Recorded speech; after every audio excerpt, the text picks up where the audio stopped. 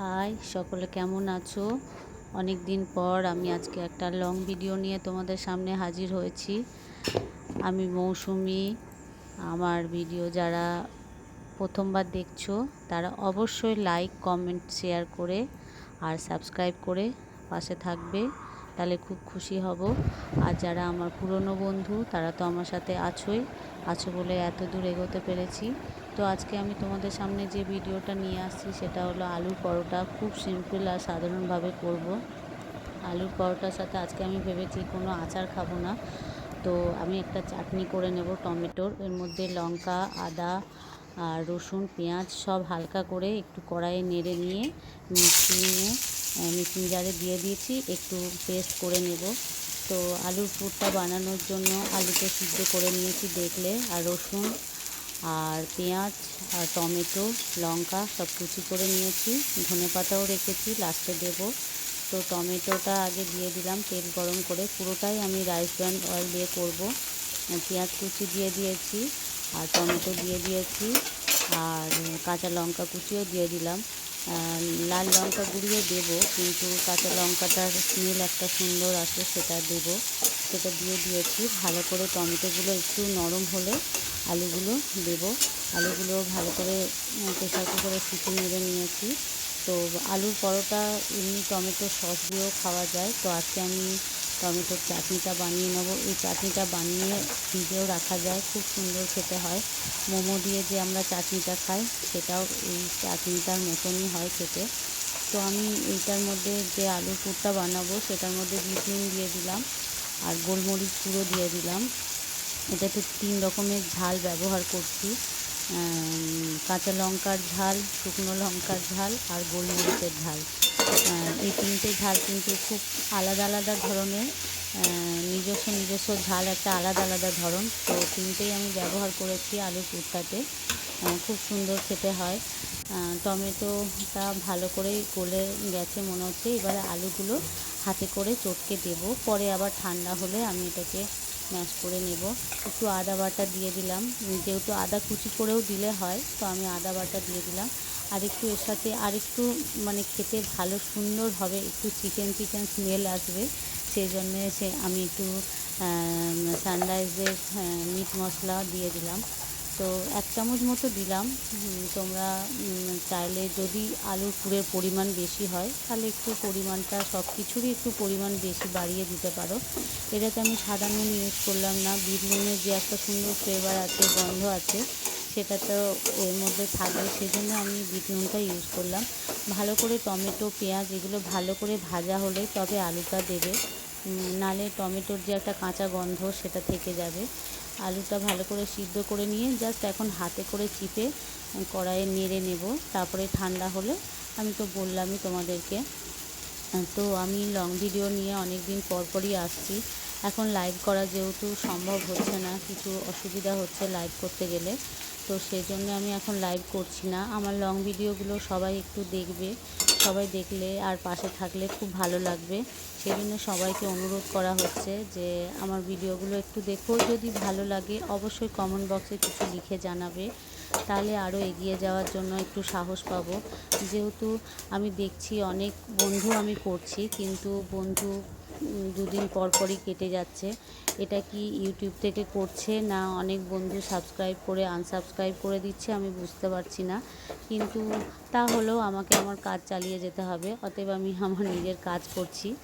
তো short video আমি দিই, শর্ট ভিডিও যারা দেখো তারা অবশ্যই জানো।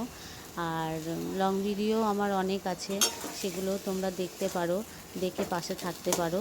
তো আলুর পুরটা দেখলাম রেডি হয়ে গেছে, তো আমি ধনেপাতাটা লাস্টে নামাবার আগে ছড়িয়ে দিলাম।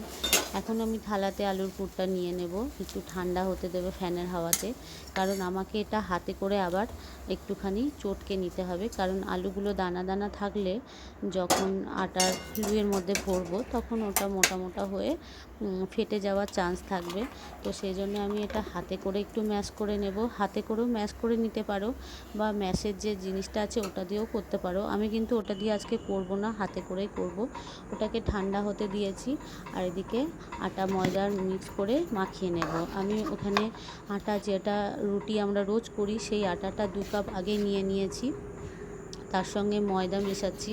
ময়দার পরিমাণটা একটু বেশি দিচ্ছি আর আটার পরিমাণটা কমই দিয়েছি। আমি এখানে 4 কাপ মতো ময়দা দিলাম আর 2 কাপ মতো আটা দিয়েছি। তো বড় চামচের 1 চামচ নুন দিয়ে দিলাম, বড় চামচের 1 চামচ চিনি দিয়ে দিলাম আর হাফ কাপ মতো তেল দিয়ে দিলাম। তেলের পরিমাণটা এখন একটু কম দিলাম, ওই হাফ কাপের তেলটাই ইউজ করব। এটা ভালো করে ময়ানটা হয়েছে নাকি ভালো করে মেখে নিচ্ছি। আর এটাকে গরম জল দিয়ে মাখলে খুব ভালো হয়।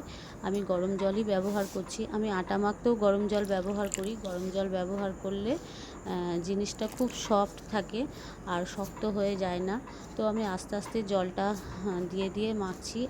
প্রথমেই অনেকটা জল ঢেলে দেব না, যাতে খুব নরম হয়ে যাবে, সেই জন্যে জলের পরিমাণটা আস্তে আস্তে ব্যবহার করতে হবে।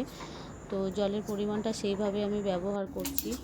দেখো এটা আমার মাখা হয়ে গেছে। আরও ভালো করে এটাকে ঠেসে ঠেসে মাখতে হবে, যাতে এটা একটু আমি ঢাকা দিয়ে রাখবো। 30-40 মিনিট যদি ঢাকা দিয়ে রাখো তাহলে এটা কিন্তু খুব সুন্দর হয়। তো আমি আরেকটু তেল দিয়ে আবার একটু হাতে করে ভালো করে মেখে নিচ্ছি। মেখে এটাকে আমি ঢাকা দিয়ে 30 মিনিট মতো রেখে দেব। রেখে দিলে আটার ভেতরের যে সফটনেসটা আরও সুন্দর হয়ে যায়। খুব সফটও হবে না, আবার খুব শক্তও হবে না। এটা মিনিমাম একটু দেখে নেবে তোমরা মাখার সময়। তো আমি এটা ঢাকা দিয়ে রাখছি। আর এদিকে যে টমেটোটা আমি পেস্ট করে নিয়েছি মিক্সিতে, এবার একটু ওটা না তেলে একটু নেড়ে নিচ্ছি, যাতে কি বলতো একটু বেশি দিন ফ্রিজে রাখাও যাবে। আমি টমেটোটা যখন কিন্তু নেড়ে নিয়েছি কড়াই, তখন কিন্তু আমি তেল দিইনি।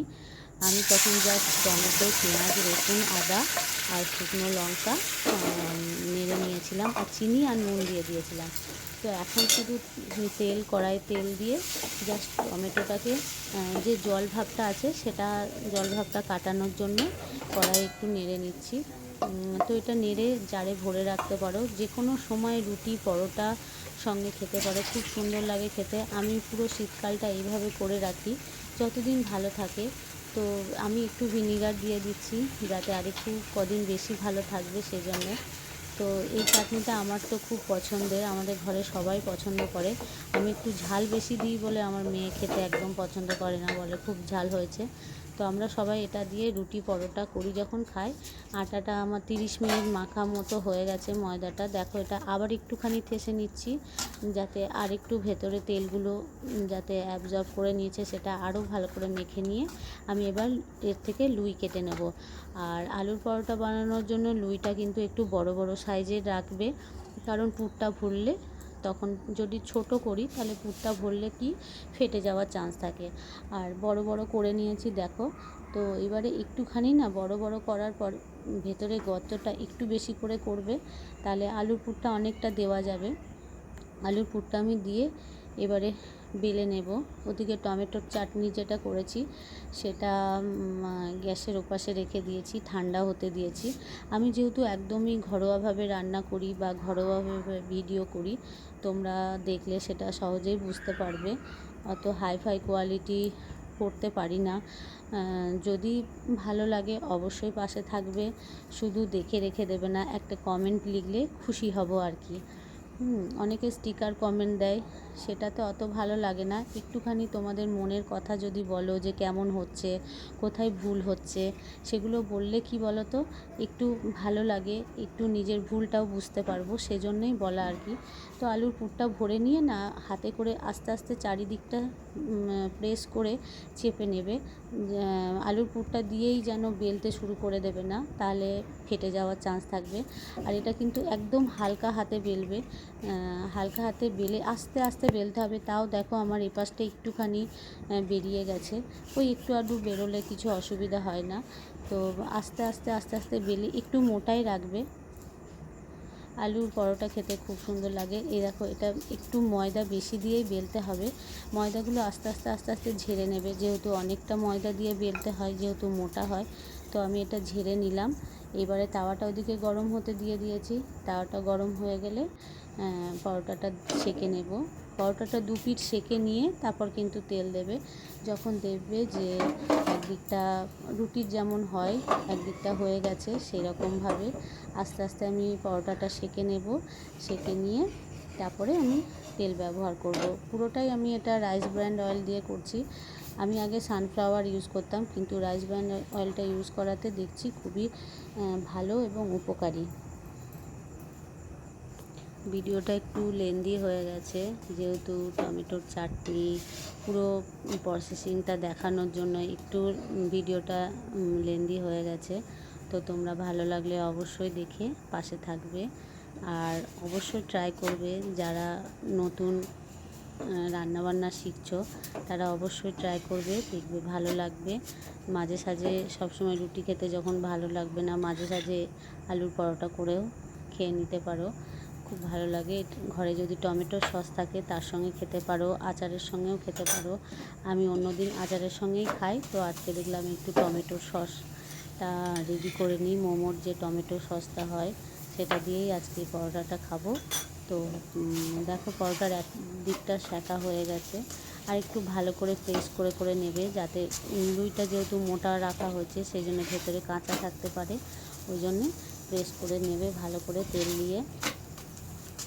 আমি কিন্তু এখানে কম তেলই ইউজ করছি। দেখো মোটামুটি আমার এটা কিন্তু সেঁকা হয়ে গেছে। টাটা, সবাই ভালো থেকো।